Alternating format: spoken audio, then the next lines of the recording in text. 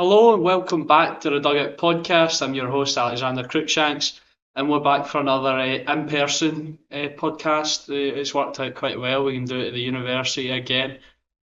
So I've got Ethan and Laurie here to talk about all the weekend's action. You know, SPFL. We've got some exciting stuff in the championship. I was at the Trust Trophy final, or Challenge Cup, as it's real name, not its sponsored name, I believe. So yeah, we've got quite a lot to talk about.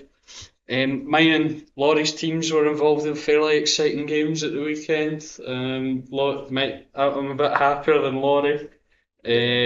So yeah, but guys, Ethan, a lot of stuff to talk about. Yeah, game of the season contender, you could argue, at Dennis Park.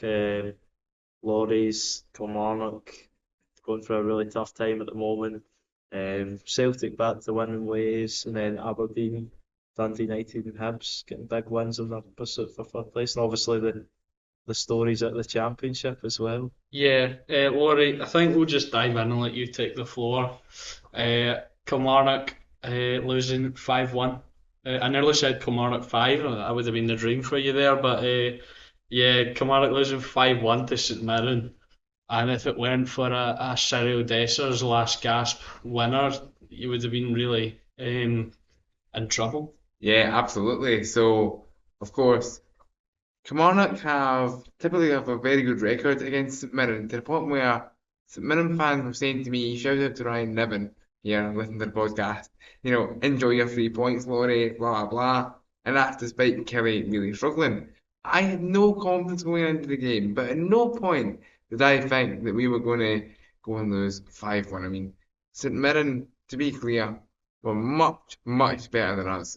Although, if you look at expected goals and such like, expected goals, that's kind of similar, but who cares about the stats? What really matters at this point is results, right? And I mean, for St Mirren, this is a massive one for their potential top six hopes. But for Kelly, this is, huge for the season, detrimental because well, we are really in a relegation battle now, and I'm not going to hide from that. And as you alluded to, Alex, if it wasn't for Cyril Dessers of all people getting out of the jail, we would have been in 11th and getting all scared. Let's be honest about a potential relegation playoff, rather close to here in the air. The question Yeah, is now, where does Derek McInnes' future lie? Is it at Rugby Park? you don't want it to be, do you? You've finally come around. Yeah, I have 'Cause kind of turned a little bit, as have a lot of the fan base, even those of us like me who were more pro McInnes than some, have really started to swing and are kind of hoping that, we move on, although I'm willing to say on record that I don't expect him to move on because I don't see the club sacking him and he's under contract in 2027, so he's kind of got us held under a barrel and he doesn't seem to be the sort of guy who would resign. Obviously, we've got yeah, Motherwell at the weekend, and whether maybe if we get a bad result there, and he sees the crowd turning right in front of him, maybe that could force his hand, but I don't know. here's a question for you.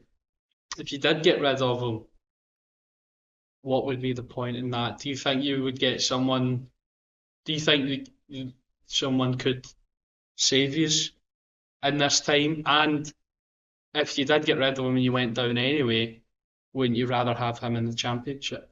I think the timing makes it tough, Alex. You're right because there's one candidate who I think kind of stands out among Kelly fans, and this person may become a friend or an enemy of this podcast. I'm not sure. He was mentioned in last week's episode, if you want to remember that. Stephen Naismith is a name that always comes up because, and if Alex can hold it together, he is, of course, a Yeah, Kilmarnock I'm sorry youth about academy last week, product. guys. I don't know what. Yeah. He is a Kilmarnock youth academy product, Maisie, and of course he did, a pretty decent job, we'll call it that, at heart. I wouldn't say, it was much more than that, but he strikes me as the sort of guy who could come in with a relatively decent Kelly squad and get it firing. Whether he comes in April is another matter. So is it a case of just hold on to the end of the season and then see where we are? I don't know. It's really awkward timing wise. I mean, we haven't got it together all season. and we're really paying the price when it matters most. Yeah, because I remember at the start of the season we were all saying, Kelly will pull it together at some point. Ethan, and they just haven't done that. And, there's errors everywhere. I believe you've got a particular vendetta against someone from the weekend. No particular vendetta. I think with Derek McInnes, I think I've said it. I think all three of us have probably said it throughout the season that we think that he's the man, he's going to turn it round. But we're still sitting here. He's not turned it round yet. Kilmarnock have been not kicked on from last season. Started the season poor. It was maybe you could say that was maybe the European hangover, but we're into April now and still Kilmarnock are struggling to string results And together. if it weren't for the dreadful St Johnstone and the McInnes proteges gung-ho style of football, I believe they really would be like in that, Yeah, I mean, Tony Docherty, I've got to say, best base for Derek McInnes, and it really does show at the weekend. It almost looked as if, I'm not joking here, it almost looked as if that, there was a little conversation between the two of them. I'm kind of screwed here, could you help? Yeah. No, but in all seriousness, like, last year we were arguably beneficiaries of the Premiership. Now we're almost an example of a really poor Premiership. Yeah, and you had those poor sides. And we were talking about how poor the league was, but they've turned it round. Hibs up into third now, I believe. Yeah, been in third. Fine. And they've really turned it round. David Gray was one that it's so funny. We're saying have faith in McInnes, get rid of David Gray, and look at how it's worked out. So yeah, and Neil Critchley's. It took him a wee while to get going, but it looks like Hearts are up and running as well. Fighting for that top six spot, that's going to be really exciting. Yeah. In the closing games before the split. Yeah, definitely. And I think I said Hearts were probably my front runners to get sixth, but maybe I would alter it to St Mirren now. I think the last two games they've got to play, they've got Dundee and Ross County, which they'll look at two teams below them. Off the back of a brilliant win against Kilmarnock, they'll be flying with confidence, expecting to take 6 points from that. And I think St Mirren were good on the day against Kilmarnock, but I think some of the goals went to the cheap. I think maybe I'm being a wee bit harsh on Robbie McCrory, but I think he could have done a little bit better for some of the goals, especially the Declan John one, although it's a brilliant goal from Declan John. I think maybe the first goal, the Boyd Munce one, although it's in the corner, I think he's a little bit slow to get down. But St Mirren were. I think you're being a bit harsh from Yeah, the first, I think first one. I think maybe The near post is unforgivable. And then with the first one as well, not to make an excuse for Robbie, because when I was watching it live at the time, albeit not on the ground, it was like I was frustrated at Robbie, but then when you consider as well the weather, especially in that first half, was absolutely horrific. I can tell you multiple people that went to the Smiler Stadium on Saturday who got soaked through, so I imagine and the weather wouldn't have helped either, with the ball probably kind of zipping across or a slick surface and almost, and the ball went through Brad Lang's legs as well, didn't it? So it's always difficult. Robbie was probably deceived a wee bit. Yeah, we were unsighted. Yeah, perhaps. and I think I was lucky at Celtic Park with the weather because I think a lot of people did get soaked at the football on Saturday. But yeah, a brilliant win for St Mirren. Still concerning for Kilmarnock. But yeah, the Derek McInnes sort of questions will keep going until he saves Kilmarnock from relegation or at least through the playoff. Here's another question. Yeah. If Kilmarnock stay up, do you still go another way?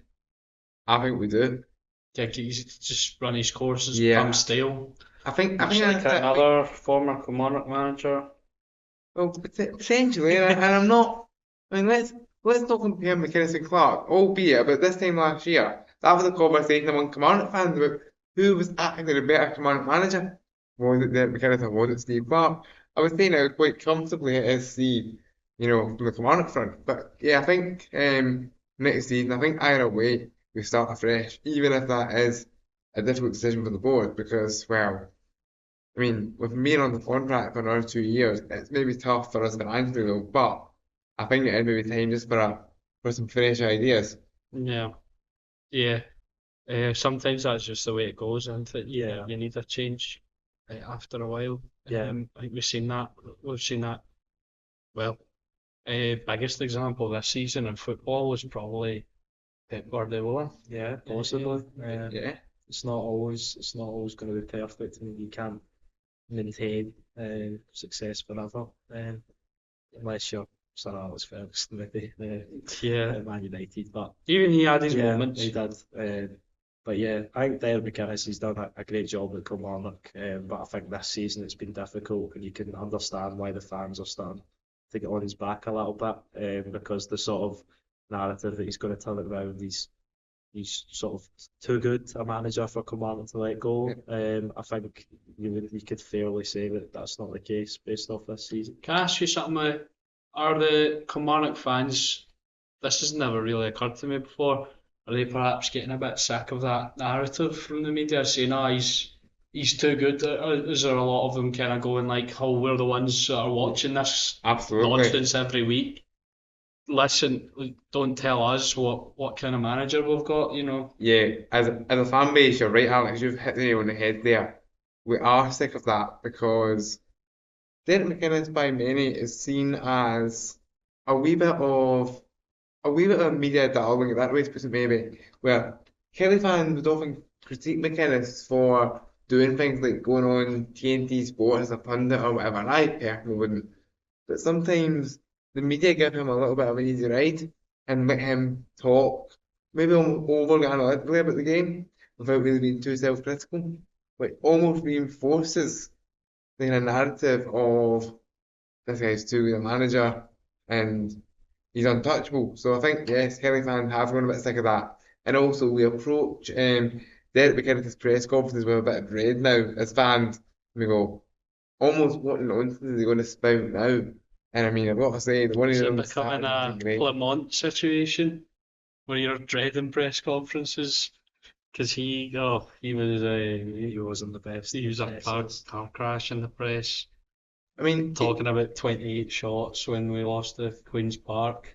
yeah, that sounds very McInnes-like. He's almost falling into that. It's probably like Clement, but maybe a wee bit less He gets, sharp or a wee bit less prickly. Yeah. But you know, like, yeah, I a wee think he bit gets less scrutiny as well because he's not a foreign manager, Possibly. Or because he's I think he not does. Rangers manager. maybe. I think there's a bit of that because some people still see him as like and this even scares me, a potential Scotland managerial candidate. I did for a while, but now I'm. No, I think no, the no, ship's no. well and truly sailed after this season. Well, you never know. No, I you mean, never know. He He might keep Kilmarnock up and finish third with him next season and then get the Scotland Yeah, job. never Or, know.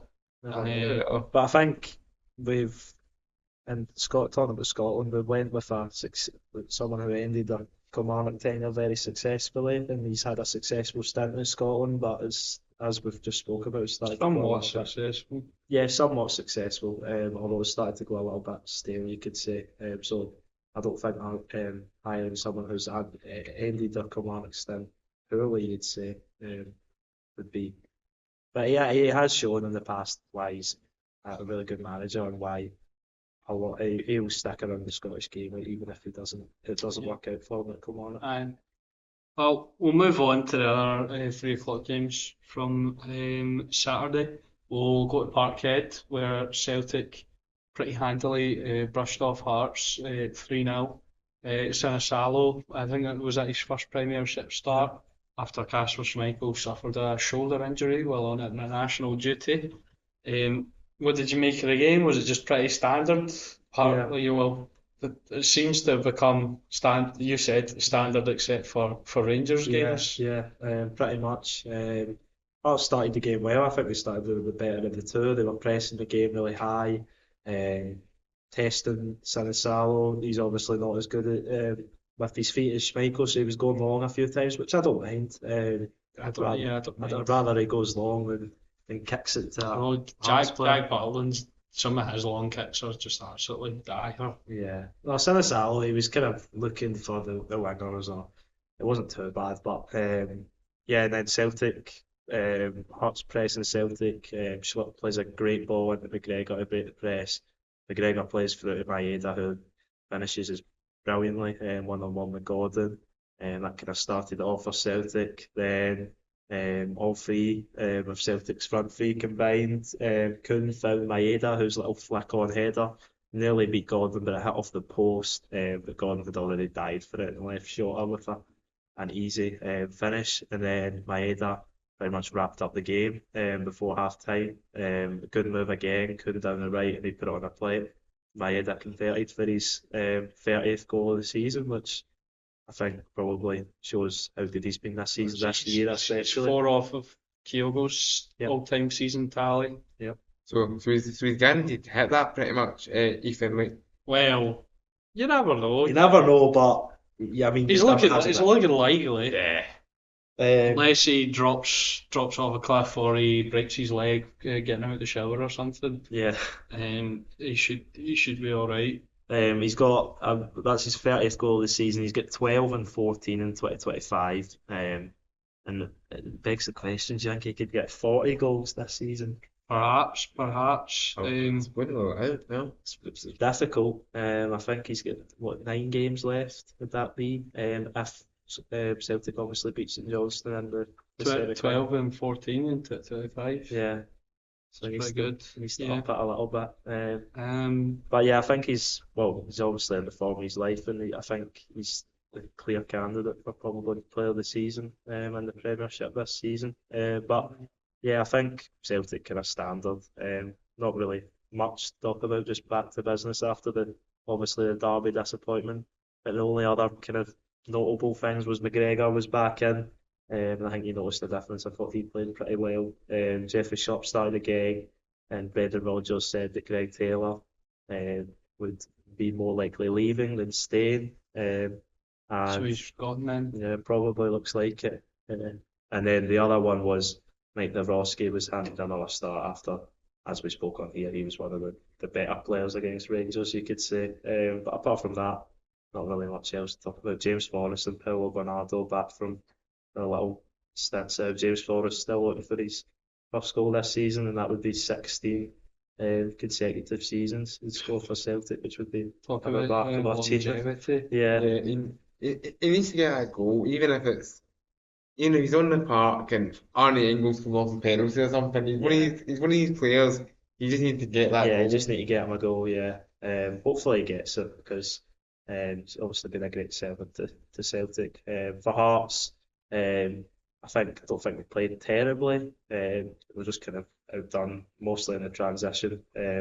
I think Hearts fans are starting to, although Neil Critchley's got them up the table, I think there's still the sort of they're still waiting on that big result with him as manager. I think that's been a lot of the Hearts fans' sort of complaints that he's not won the sort of quote unquote big games. No, But it's not easy to go to Celtic Park. they've Rangers lost the are a last 2 team. Edinburgh derbies Yeah. as well, haven't they? So Yeah.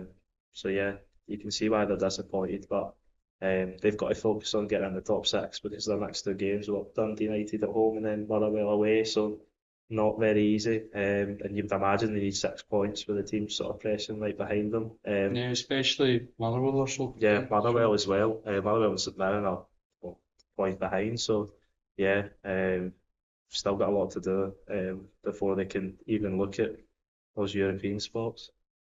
Yeah. I think Hearts are a tricky one to evaluate, and I mean, you've alluded to it, even like the Critchley hasn't had that big result, which I think it makes fans and outsiders look upon him less favourably.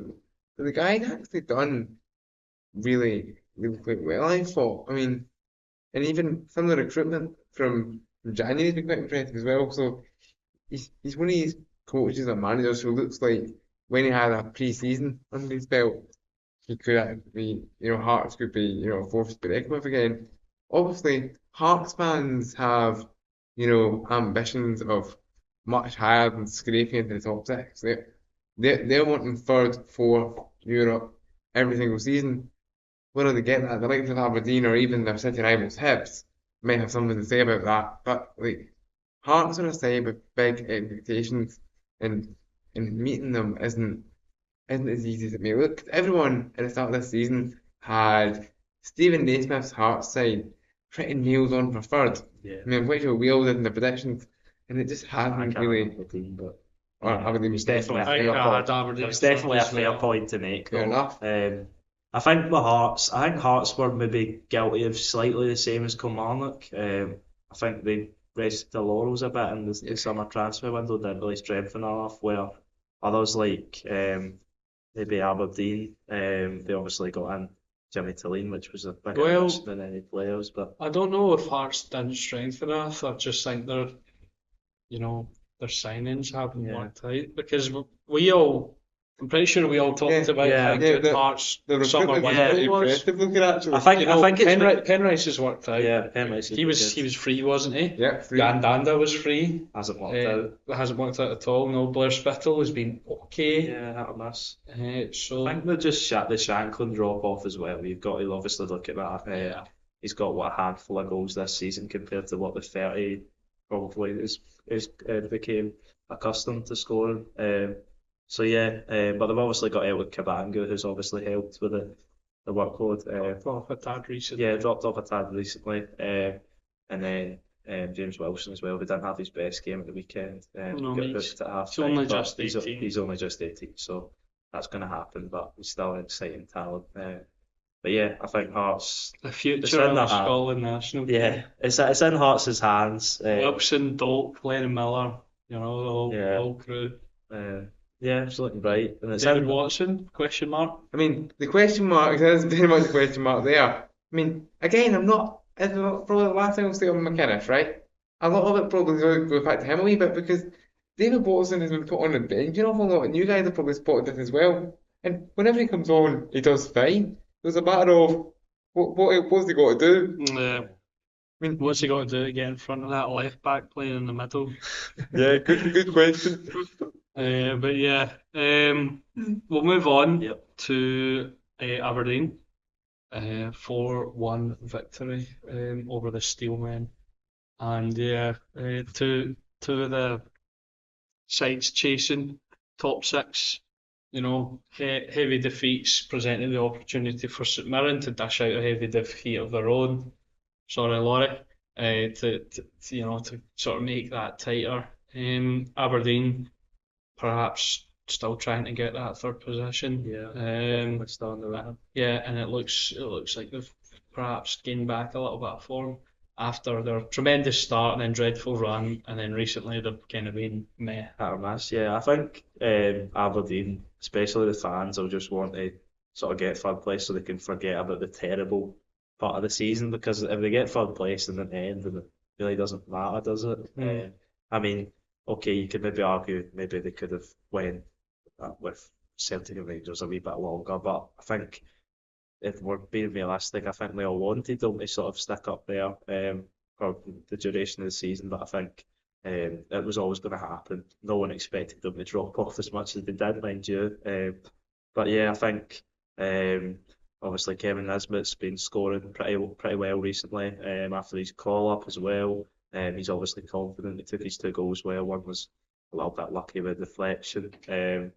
But yeah, they're playing well, Aberdeen. I didn't see that result coming. It's a really good win against Michael Vanner's Motherwell, who've done well.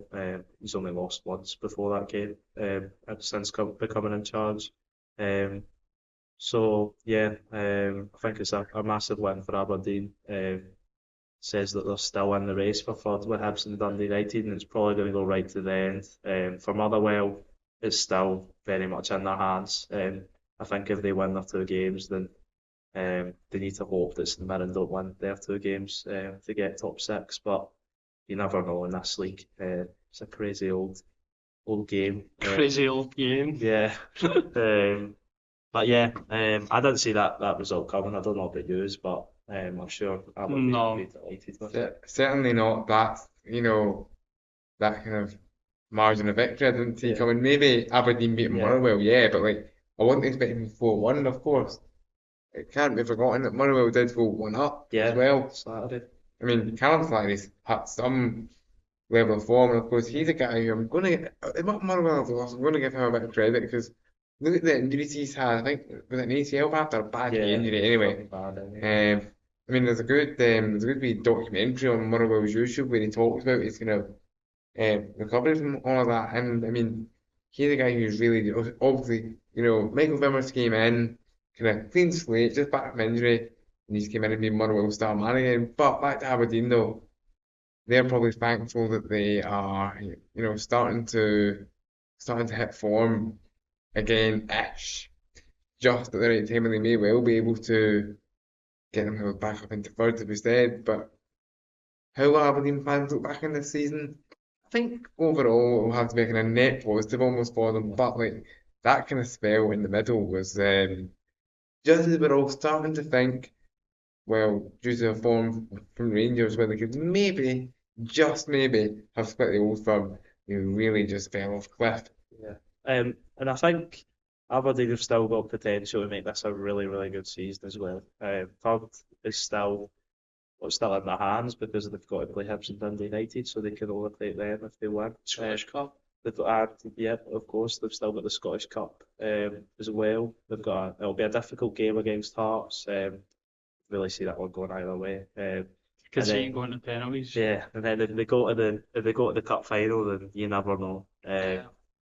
So yeah, Against, St Johnstone or Celtic. yeah. That one's a real toss-up as well. Yeah. Well, they've lost the. Did they lose to St Johnstone? They beat St Johnstone in the Scottish Cup final recently in the last decade or so. Um, What, Aberdeen? Aberdeen, I think, don't quote me, but I think, did St Johnstone beat I think they Aberdeen? did at Celtic Park. Yeah, it was at Celtic Park anyway where St Johnstone won the Scottish Cup. So Yeah. I think, but then Aberdeen also, who did Aberdeen play? That's the question. And I should know What is this. St Johnstone Scottish? I should What know we this talking bit of about? Derek McInnes trivia. But for anyone, maybe Don't know. get in touch with us on Twitter here at the Dugout 2024. Who did Aberdeen beat in the League Cup final in 2014? Which, as you say, also Eastern was at Celtic Park. I can't even think. Aberdeen won it, but who was it against? I don't know. I'm thinking of the League Cup when Aberdeen won it. Yeah. I think they beat St Johnstone. Did St Johnstone win the Scottish Cup in 2014 as well? No. What, Don't think they did. what are we No. talking I about? think- I thought about the League Cup. I think they did win the Scottish Cup. Like, I mean, They did win the Scottish can Cup, see- but not at Parkhead. I can see Tommy Wright with the trophy. Oh, really? Well, Callum Davidson did the double, so. But the thing is, he did it. He did Yeah, they it. won it in 2013-14. Yeah, 2014. Yeah. And as for the League Cup, so Aberdeen won it with Derek McInnes in charge. I mean, one thing he always said is he wanted to win a cup with Kilmarnock. Well, he's won the championship. He wanted to win an actual cup, but he's not getting that chance now. Oh, he wants to win an actual cup, discrediting the championship, are we? Yeah. Well, you might be back there soon, so. Yes. So, He did say that once. I think I got mixed up. So St Johnstone beat Dundee United in the final, and I think Aberdeen beat St Johnstone in the League Cup final. Right. But they have history in the final, and Aberdeen also have history in the Scottish And Cup of final. course, St Johnstone won the Scottish Cup and League Cup very recently. Yeah, so. as well. So yeah. Under big Callum Davidson, who was due to go another cup final against Davy Martindale, but was relieved of his duties. We'll talk about that a bit later on. You might have seen my half-cocked attempt on the Twitter to cover the game, but I got a bit distracted. But I was there for the SPFL Trust Trophy final. But yeah, so moving on to Hibs. Yep. 3-0 winners against, the team we were just discussing there, St Johnstone. And St Johnstone will be in the championship next season. I think I've come to that conclusion. I think Kelly and Dundee will be battling it out for that playoff. But I think St Johnstone are down. Yeah, I think I was kind of wanting St Johnstone to sort of pull back, and there was a time when they were really close to Dundee, but Dundee picked it up. That one in the derbies kind of, I think, maybe put it out of St Johnstone's reach. And I think Dundee are prone to like a performance where they perform like one of the best teams in the league. They're just very inconsistent, and I don't think St Johnstone have got that. I think that game that we're going to talk about was perhaps their season in a nutshell. Yeah. Absolutely. Yeah. I mean, the last 3 games against Celtic and Rangers at Dens, they've been really good in all 3 of them. Got 2 draws and a narrow defeat. Scoring 8 goals. Yeah, conceding 1 more. Yeah, conceding 9. That's it. That's Dundee. Yeah, Yeah, that's the kind of Doherty approach is basically we'll score 1 more than you kind of thing, and it's Well, that almost was Ange's approach, but Ange actually did it right. well, the difference between Postecoglou and Doherty is Postecoglou at least got his sides to be capable of defending. Dundee just don't know what defending is. Yeah, but it makes for a really entertaining game. But anyway, getting on to St Johnstone Hibs.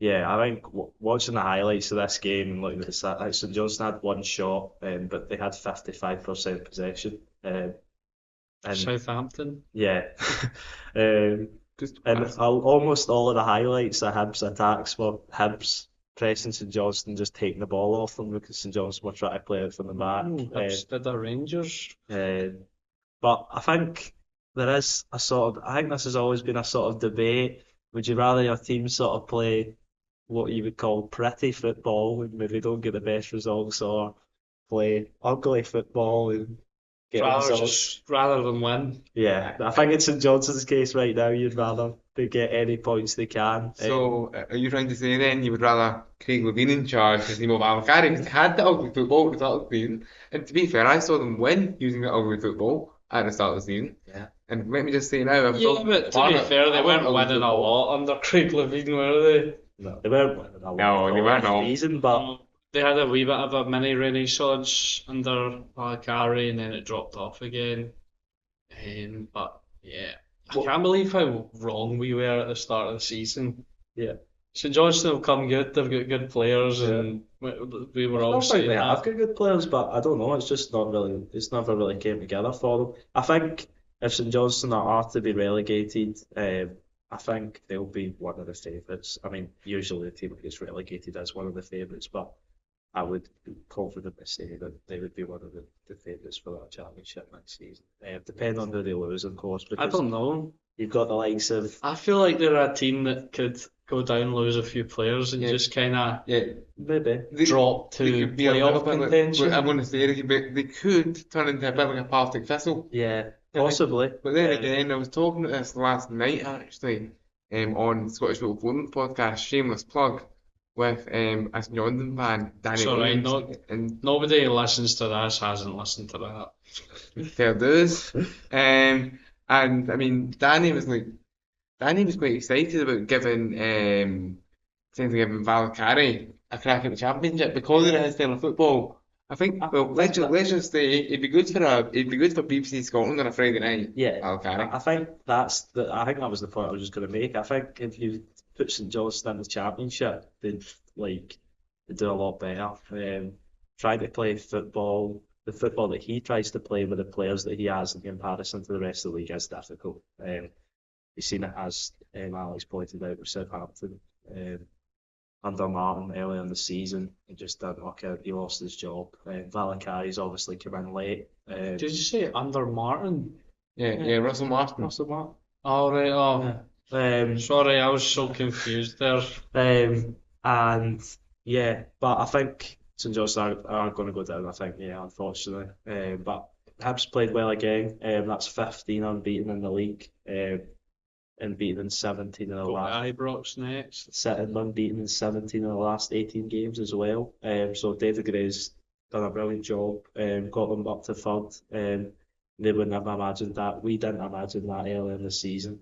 So it's credit to them. Posed this Rangers side some real problems. Yeah, as well. they could. I think they definitely could. Because they're a well-oiled machine. You don't go 15 league games without losing. If you're not that, and they took their goals well. Boyle is having statistically one of his best seasons. He's had a bit of a renaissance. I'm going to say he's a bit of a Everyone comeback. thought it was finished. I thought he was past it as well. I mean, Seems to have got a bit of his pace back as well. Yeah, let me see, I had the stats here. What he needs one more goal and two more assists, and he'll have his career high in both for a season. So that kind of shows how well he's been playing this season, or at least recently this season. But Junior Hoylett's goal was brilliant as well, the opener. He's one of the ones that are just, easy on the eye. Yeah, Like and when he's on the ball, you're like, yeah, this guy was decent. Yeah. He's just like he looks smooth. His ability with the ball it's nice to watch. And although he never really played at a mega high level, but he had stints in the Premier League with Huddersfield and Cardiff. He played a lot of his time in the QPR as well, I think. Championship. Was he there when they were in the? I think he might have been in that terrible like, QPR, fourth on the Harry Redknapp and a few others, where they were paying over the odds for every player going. Anton Ferdinand. Bobby's Rio, another. but Rio Ferdinand, like Bobby's the Was it Rio? I I thought it was Anton that was there. they had Anton and they had Rio a few years later. They had Rio after they left Man United. And then you had like Charlie Austin up front. And I am almost certain Junior Hoylett was one of the wingers.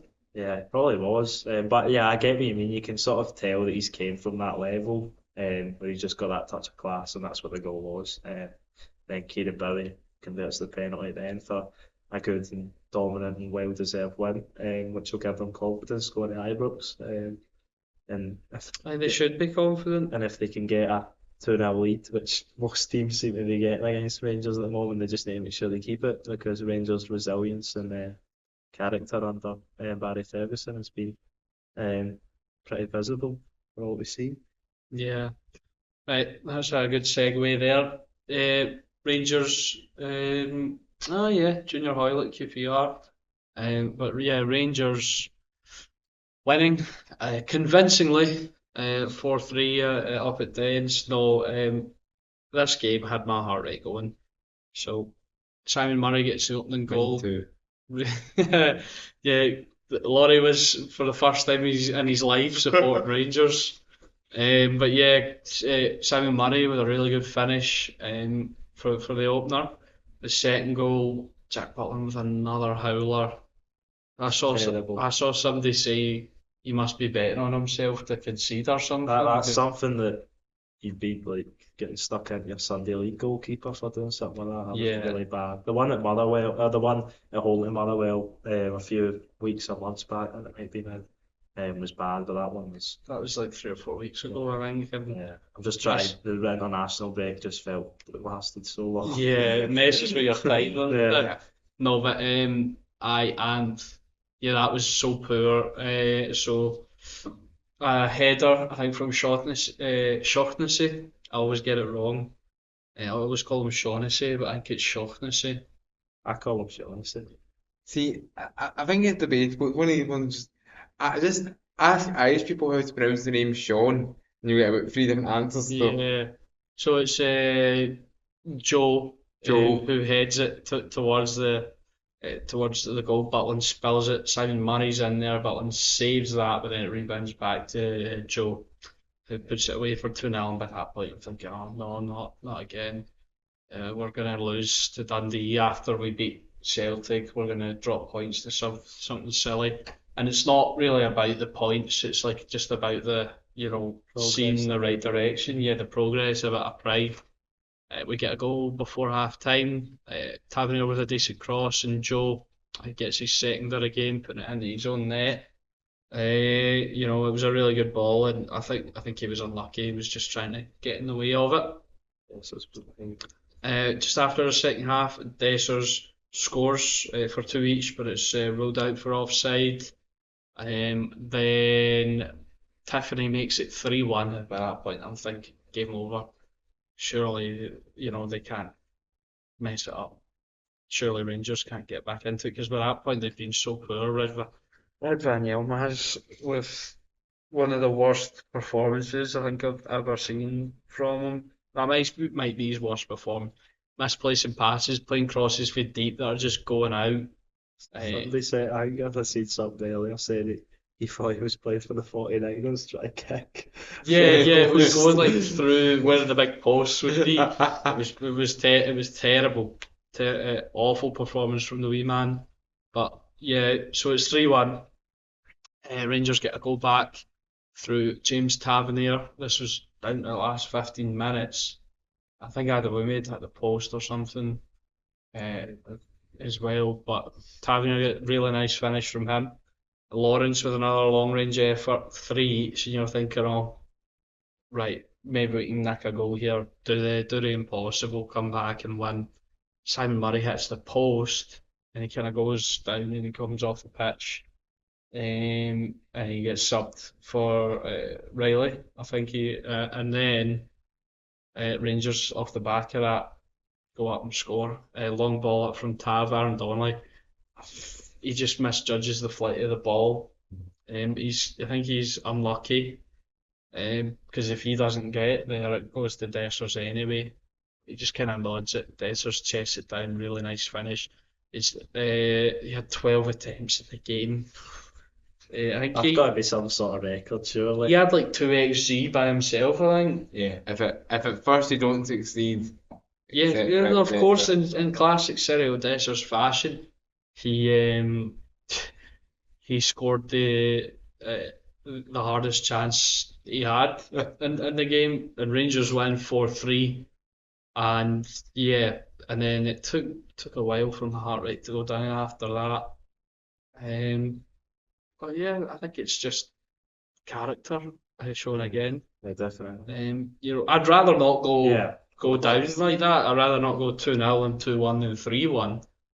But it was, just nice to see players actually coming off the bench and making an impact, because that's something that's been lacking at Rangers Yeah. for a while. So yeah, it was good to see him. And it's character that it's not the first time that you've seen that character under Ferguson. I mean, we saw it from the very first game, and I mean, I know I was there because it was at Road Park, but the thing is, look, that sort of character from Rangers is seriously impressive. If I take off my blue and white tinted specs, it is. And put on your red, white, and blue tinted specs. No, I'm not going that far. But seriously, the character though shown by the Rangers team, it's something that we've not probably seen from Rangers team for quite a while. And Alex, you can say it more than me, but like Yeah. Rangers teams often, to me, seem to have like a soft touch to them. This team especially, you saw maybe under Beale, Yeah. maybe under Van Bronckhorst a bit as well. I And think that's one of the main Derek's been good at that. beneficiary factors of Barry Ferguson. He's, well, I'm going to say he's maybe not the most tactically adept, but we've seen him pull off victories over Jose Mourinho and Brendan Rodgers with his tactics. So I don't want to speak on him too much, but I feel like that's with the coaching staff that's come in. That's one of the main benefits, because you can see a change in the players. You can see them start to enjoy themselves again. You can see that they want to fight for it.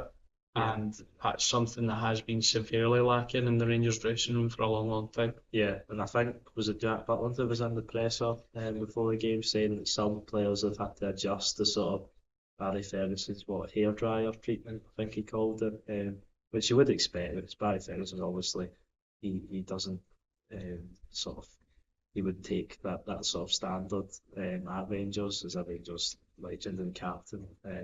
I'd imagine as well he models his standards he sets off of what was set for him Yeah, by the likes of definitely. Waller Smith. Definitely. although on the hairdryer treatment kind of comment, I would have thought Philippe Clement was in the hairdryer type. To be No, fair. he doesn't. I don't think He so. seems like the kind of guy that would let them have a night out after Yeah. they lost. I think Come On seemed like the guy who he just it's okay, we'll be sorted, it'll kind of work itself out. That's what Doesn't that sound a wee bit like Paul Le Guen? I don't know. but I was just gonna say, Rangers they've won 4 games out of the 6 under Ferguson, and then 4 of them they've won 2-0 down. So and 4. All right. no, I didn't say not all 4 of the wins have been Yeah. 2-0 down, but no, but I think if they can cut out the going 2 goals behind or whatever, then What was it?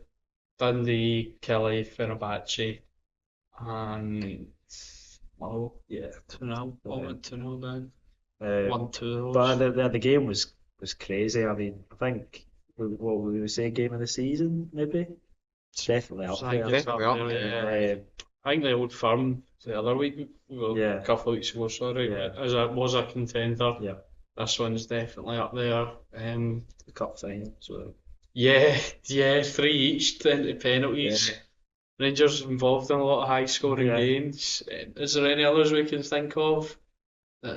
Celtic Dundee or Dundee Celtic Oh even. yeah, Dundee that was a Celtic. brilliant game. I loved Yeah. watching that. Or Dundee Rangers, just Dundee and Rangers Yeah. and every game of the season. Even if they're not good, just watch Dundee. So note to Hibs and Rangers, 3 Yeah. each. a note Yeah, to, a note to the broadcasters, right? In the split, in the bottom six, we need to have Dundee on the telly at least Yes. once. I think we've been pretty blessed with games this season. We had a lot of really, really good games. But this one could have been 7 each. I mean, I've got the stats here. These are some stats I've never seen before in a game. Dundee had 8 big chances, Rangers had 6, and Dundee missed 7 big chances, Rangers missed 5. So it's obviously the numbers won't make sense, but it's obviously because Dundee and Rangers scored chances that weren't big chances, like Tavernier's and Lawrence's, weren't big chances. But yeah, just a crazy game that really could have went either way. But you've got to give credit to Rangers because they just kept going. Even when it went to 2-0, kept going. Went to 3-1, they kept going, and they got the win in the end. And they keep on going, and they just need to take the confidence into the next game against Hibs, and then the big one at home to Atletico Bilbao. Yeah. Um, When's the split? How um, long we got? 2 more games. 2 more games, then the semi-final week of the Scottish Cup, and effectively a break for the split. So for Dundee teams like mine, that's a week off. But to be fair, Kelly has quite a few weeks off. We don't need to use them very productively. Is that a So, wee jive with me there? no, Diddy teams? no. Don't, that's the jibing more at my team. I know, I was kidding you on. But talking on Dundee, I think they're very entertaining. I think they're in a good spot because I think they obviously took the confidence from their win against Dundee United, which is a brilliant win. I mean, what, the first win at Tannadice in 20 years or something like that. And then they obviously started this game very well. Simon Murray's goal I thought was brilliant. Tiffany's was good as well.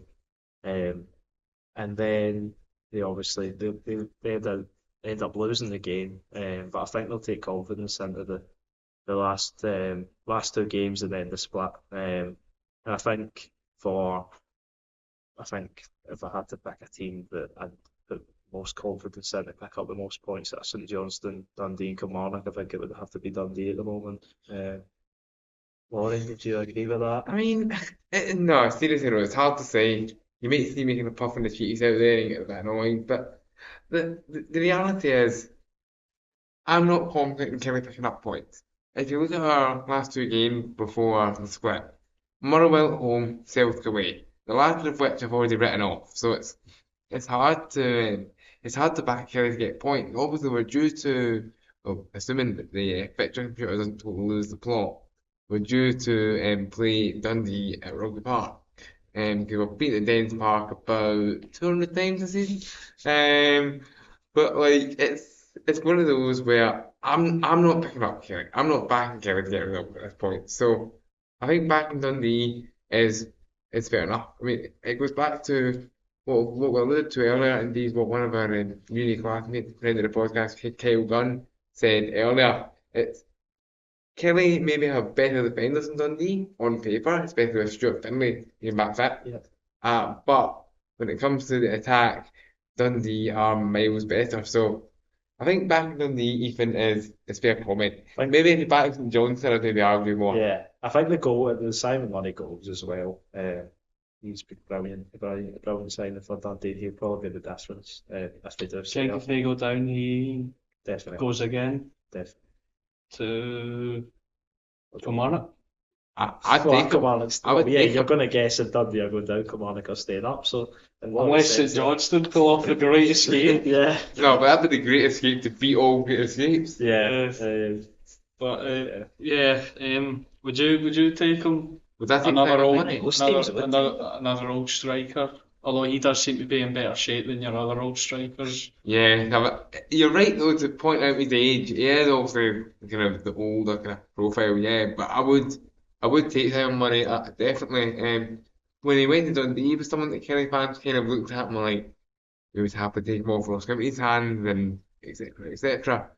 But the difference between, say, in particular, Simon Murray and Marley Watkins, per se, is, well, Marley, to be fair to him, has never had that great goal scoring record. Like last season was his best ever goal scorer of the season at any club.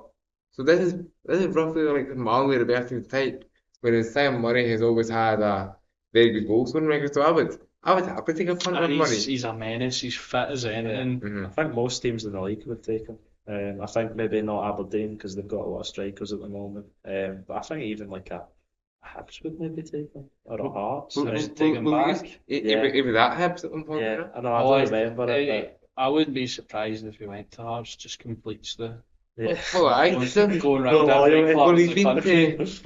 he's been to both sides of Paradise Street. Well, that's the, Yeah, he's been Yeah. to both Dundee clubs. He's been to Hibs. He's been to Ross County. He was at Queen's Park. I'm sure he's been other places that I can't think of right now. he's played in South Africa for a year. Yeah, Didn't know that. Yeah. Did that. So I think it was South Africa, but abroad somewhere. if he added Hearts or went back to Hibs or even I don't know. Seems like a very moral signing, doesn't Yeah, it? it does. But yeah, right. We've got one more game to talk about, and then we can talk about some other things. Well, another game, but it's not an SPFL game. So one more SPFL game to talk about. Ross County 0, Dundee United 1. Two teams that really don't have a lot left to play for. Well, Dundee United can still in front, but I think Aberdeen and Hibs are showing more promise. I'd say. Yeah. But Dundee United, that one did secure. Ross County are just Crystal Palace. Yeah, to be fair, this one, That's a good shout. yeah, the win. December, Both of these teams needed a win, ideally. Montrose, Downfield, Tayport, Dundee Violet, Arbroath, Dundee United are both on loan. Hibs, Dundee on loan. Bidvest, Wits, Queen's Park, Ross County, Dundee. There you go. There we go. Scoring 2 goals in that time. Murray's No, on I'm career joking. path. But no, I was just going to say, I think both of these teams need to win this game, and that would be the sort of, if Dundee United didn't win this game, they start getting a bit nervous that maybe they would drop out of the top six if they didn't get enough points in the last two games. But now they're 6 points clear, so I think they're all but secure of that. For Ross County, they need to win this game, I think, to have any chance of getting top six. Now Ross County just need to sort of stay clear of Kilmarnock, Dundee and St Johnstone, and that'll be a successful season. I don't think anyone expected Ross County to be out of the relegation conversation by the split, but they very well could be, depending on what they do in the next two games. But yeah, this game wasn't too great. I mean, it really wasn't. Why was it on the telly? It was a bit of an even sort of. It always seems to be the worst games that the Premier Sports get. Yeah. The Premier Sports games are always awful. Yeah, I was thinking for a second there that maybe Premier Sports got the Rangers game, but then I realised no, that was Sky that got that one. So now they get the short. End of the stick. Yeah. Yeah, it was short throw there, definitely. But yeah, Ross Graham scored the only goal. Decent header from a corner. A big win for Dundee United. He's partial to a wee goal, isn't he, Ross Graham? Yes, this is Yeah. 5 this season. So. I know this goal wasn't, but did Ross Graham not take at least some of Dundee United's penalties? Yeah, I think he He does. does. Uh, I think but does Hope not take other ones, or am I just imagining? No, I feel like Derby's taken a so- few this so season as well. Kevin Holt has left Dundee United now, mind you. Yeah. He went to, Oh, yeah, so he randomly went to that team in Ireland and fell out of them. Oh yes. But yeah, so there was a left back and a centre half taken for years. Did he leave in January and It might I even, don't really know I about think it those. was like February or something. It was, like, it was Yeah. outside the transfer window, and it was a case of his agent basically was insisting on Dundee United are very forthright in this in a club statement on him going to a certain team in the League of Ireland, can't remember which. And it was a case of he said, well, you can keep me at Dundee United now, but I won't play, or let me go. And they were getting a fee, so they decided we've cut ties then. Why Cannot, did they throw a strop to go to the League of Ireland? Were they offering him a lot more money, or I can't remember. I've got a feeling the Dundee United club statement will go into that. right? From memory, it pulled no punches, but I cannot remember what team it was he went to. But back to the point, though, if we've got a centre back who takes penalties and then a left back who took penalties. Now, most people, as you alluded to, would leave it to a striker or Yeah. something Well, like that. Derby has taken penalties this Yeah. season, I think. So I guess it's whoever's feeling up for it at the Yeah. time. Yeah. But yeah, I think that's Do we want to get a quick prediction for relegation playoff team, relegated team? Um, I think. last team that gets sixth place and who gets third? Okay, do you want to do Okay. third first? Yeah, I'm going with Hibs. I'll go Hibs. Yeah, I think Hibs as well. Sixth. I'm going with St Mirren. Me too, actually. It seems like I'm copying you, Yeah, I'm gonna go with the Hearts. yeah, that's fair. Derby. but alright, relegation playoff. Sorry, Laurie, but I'm going to have to go with Kilmarnock. Me too. Right. Dundee. And last, I'm going to go with Dundee. Oh, Dundee? are you? So you think St John's still going to completely Just, escape the just draw? spicing it up a little bit. The greatest I'm going to game. go with St Johnston. I don't really want to see any of these teams go down, but I don't know, I want to see Kelly go there. it's not very I'm just kidding. I don't want to see any of these teams go down, but ultimately one of them's going to have to go down, and then The team coming up is a blooming plastic pitch. Aye, two so of them possibly. two of them possibly. So I really hope Air comes up and puts Kelly in that. I'm joking. that right, That would wait, kill right. Laurie. That is a genuine fear. Like, I hate the prospect of a potential Kelly Air playoff. Absolutely hate it. Wait, that's put me in a conundrum. Do I want, if Air come up, I'd want the grass pitch, but I don't want Scott Brown to be successful. So Oh, it's It's a bit it's tough, tough, isn't it? yeah, Right, I might as well get it out there. I'll think of it as supporting Jamie Murphy. Yeah, I think that it's supported Jay Murphy, Jake Hasty, Is he at Air? yeah, he doesn't do anything, but he's there. Anyway, on that note, the team that I think is going to go down is Johnson, although it's pretty obvious, wasn't it? Full conclusion. I think that. Yeah. So that's it for the Premiership. Now we can talk a little bit about some Championship stuff that happened. So Neil Lennon was back in the dugout with his marquee signing at Dunfermline. I nearly said Wembanyama.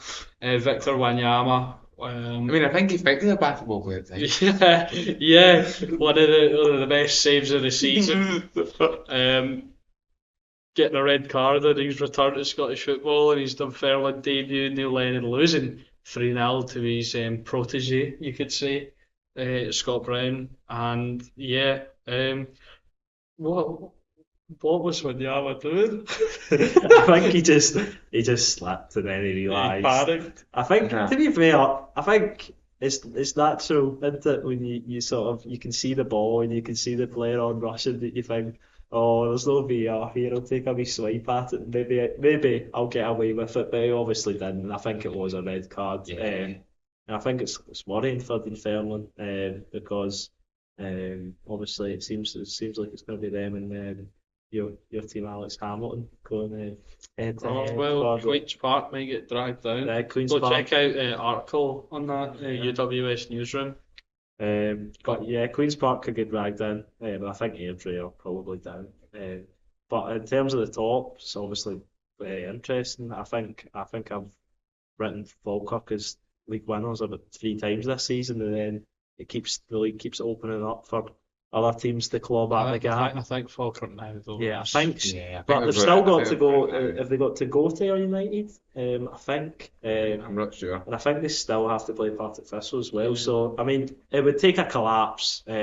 Of monumental proportions. Because I think they have been the best team, but I think they've just made it difficult for themselves at the time. Although Livingston obviously won They home to them. Yeah, and then they looked excellent in the Challenge Cup final.